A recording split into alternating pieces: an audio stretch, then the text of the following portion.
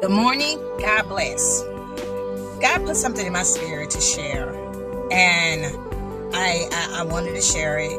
And that is, many times when one of my teenagers get out of order, and when I call for reinforcement to help this de-escalate the situation, the first thing that is asked of my home is there a father figure?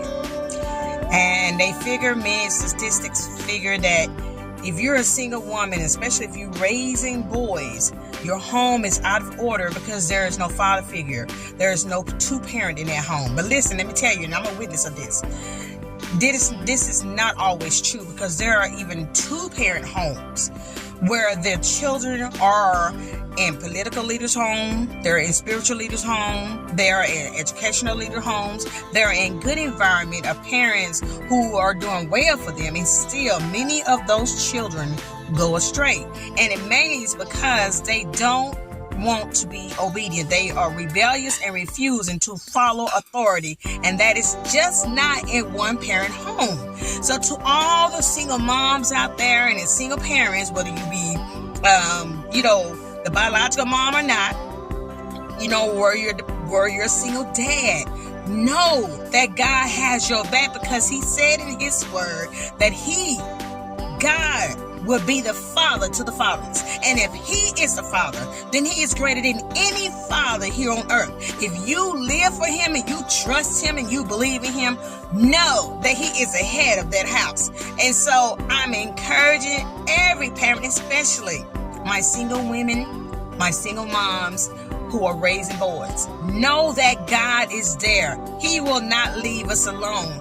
And also, most wants to say, whether it be caseworkers, counselors, officers, especially if you're a parent who are biologically not that child's parent, then they want to say, well, just give them back. Is there someone else who can take care of them?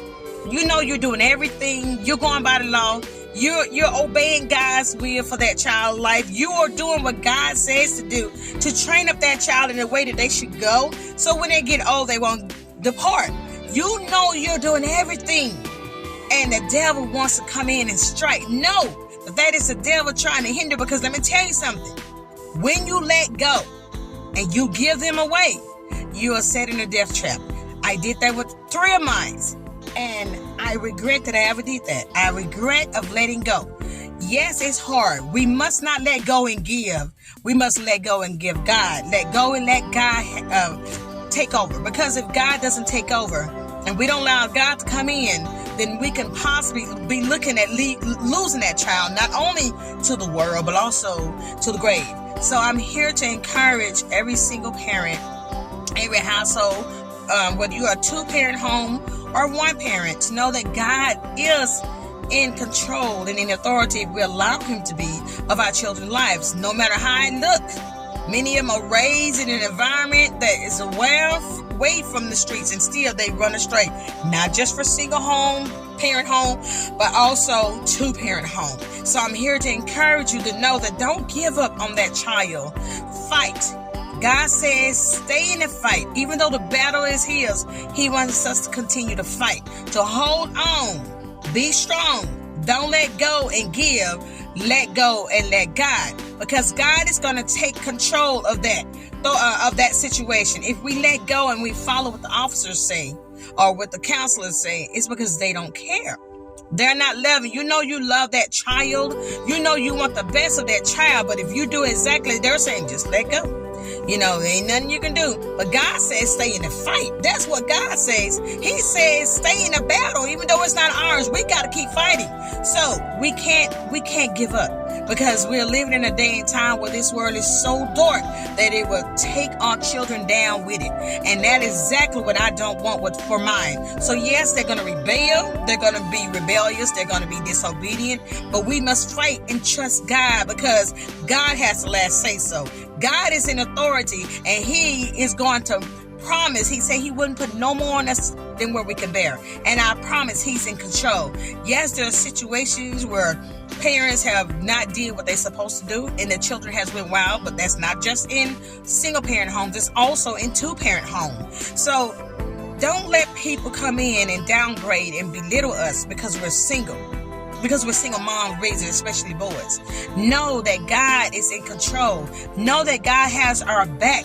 And know that if you love that child dearly and you believe in that they're going to be where God has ordained for them to be, you keep fighting. Don't give up. Keep fighting, because God eventually is going to fix that situation. And I'm grateful and I'm thankful because God is fixing things for me. But I'm learning that whenever there's some that He sent that comes in and they get on those boys and the girls and they tell them what they're running into.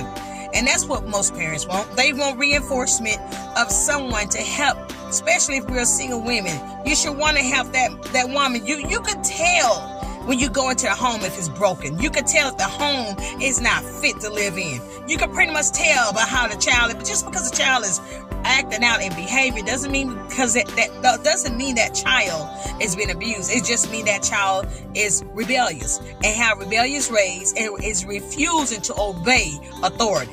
And if just thinking about this, if they don't obey authority under us, what do you think is going to happen when they go out into the real world and do the same thing out there that they're doing to us? Yes, we're going to find children behind bars. We're going to find them beat up, especially if they're skin of color. We're going to find them beat down, or even worse, they're going to be in the grave. So we need to make sure that when someone negatively tell us to let them go and let them do whatever, they just kids, we need to make sure to understand that that person don't care. If we care about our children, if we care, we're not parents for 18 years, although many think so. We are parents for life. We are in this journey for life until the day that we take our last breath, or God forbid, our children take theirs. Fight. Don't give up. Don't let anyone tell you that you have to have two parents in the home. Because whenever there's not two parents in the home, if you trust in God, God is greater than any parent here on earth. You be blessed and know that God loves you, and so do I. Have a great day.